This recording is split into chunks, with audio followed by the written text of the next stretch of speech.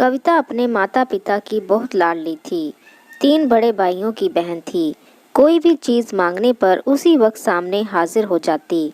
पूरे घर में रौब था उसका। पूरे परिवार और नौकरों पर राजकुमारी की तरह हुक्म चलाती थी कविता। स्कूल में भी पूरा रौब था उसका। बड़े घर की लाडली जो थी वह। ऐसे ही उसने कॉलेज में दाखिला लिया।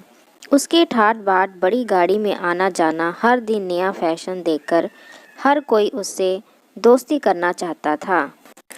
थोड़े ही दिनों में उसके बहुत से दोस्त बन गए। पूरे कॉलेज में उसकी अपनी ही एक पहचान थी। इन दिनों उसके घर एक रिश्ता आया। खानदानी लोग थे और पापा की पुरानी जान पहचान थी उनके साथ। कविता के साथ कोई जबरदस्ती नहीं थी, पर कविता ने फिर भी हाँ कर दी, क्योंकि वह अपने परिवार से बहुत प्यार करती थी। वह जानती थी कि वह लोग उसका अच्छा ही सोचेंगे। लड़के का नाम राज था। राज काफ़ी पढ़ा लिखा और समझदार लड़का था। ससुराल वाले भी बहुत अच्छे थे। ससुराल में कविता की जगह वैसी ही थी जैसी के मायके में। कोई भी कार्य कविता की सलाह के बिना नहीं होता था। सबकी लाडली बहू बन गई थी वह। फिर उसके घर एक बेटे का जन्म हुआ। राहुल कविता को जान से प्यारा था। पोता पाकर ससुराल वाले तो फूले नहीं समाते थे। कविता कभी कभी सोचती कि उसकी किस्मत कितनी अच्छी है। उसका हर अपना उसे कितना प्यार करता है। चाहे जीवन में कैसा भी समय आए, मेरे अपने हमेशा मेरे साथ हैं। मैं कभी अकेली नहीं हो सकती।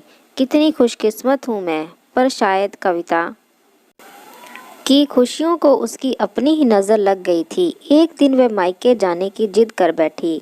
राज को बहुत काम था, लेकिन वह फिर भी उसे ले गया। रास्ते में उनकी गाड़ी अन्य गाड़ी से टकरा गई।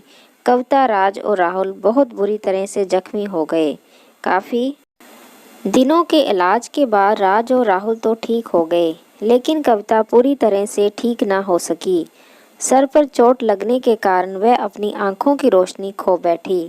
अब कविता की किस्मत जैसे उल्टे पांव चलने लगी।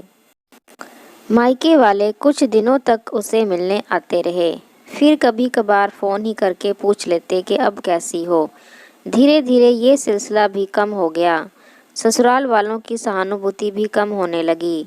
घर में किसी को पास बैठने के लिए कहती तो जवाब मिलता, बहुत काम है, अब तुम भी हाथ नहीं बटा सकती। राज भी चिड़चिड़ा हो गया था। बस राहुल ही था उसके साथ, जिसके साथ हंसते खेलते उसका वक्त गुजरता। एक दिन कविता के हाथ से कुछ सामान गिर गया, जिसकी वजह से राहुल को हल्की सी चोट लग गई। कविता की सास ससुर ने राहुल को उससे अलग कर दिया कि कहीं उसके ना देखने की वजह से बच्चे का कोई नुकसान ना हो जाए। कविता अंदर से टूट चुकी थी। एक दिन उसने सबके सामने मायके जाने की इच्छा रखी तो राज उसे तुरंत मायके छोड़ आया, जैसे कि वह भी यही चाहता था। लेकिन राहुल को उसके साथ नहीं भेजा गया। कविता कभी राहुल से दूर नहीं रही थी, पर अपनी कमी के कारण उसने ज़्यादा बहस नहीं की। कविता को लगा कि वह 3-4 दिन वहाँ रहेगी तो थोड़ा हवा पानी बदल जाएगा, क्योंकि वह बाहर कितने दिनों से नहीं गई थी। घर वाले भी इतने दिनों बाद उसे देखकर कितने खुश होंगे। कविता के घर पहुंचने पर सब लोग बहुत खुश हुए। खाने में सब कुछ कविता की पसंद का ही बना था। उसने अपने मम्मी पापा और भाई भाभीयों से दिल खोलकर बातें की। उनके छोटे छोटे बच्चे भी बुआ के साथ घुल मिल गए थे।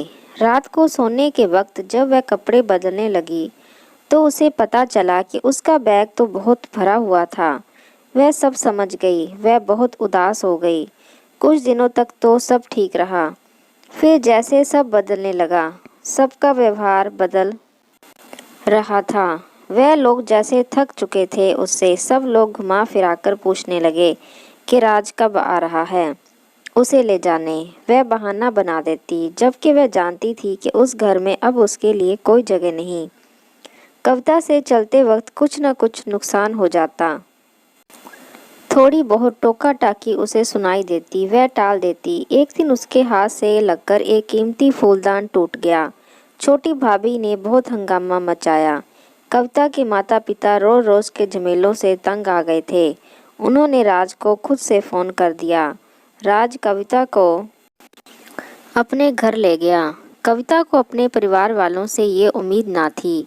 जिस कविता के कहे बिना घर में एक पत्ता भी नहीं हिलता था, उस घर के लिए वह अब बोझ बन चुकी थी।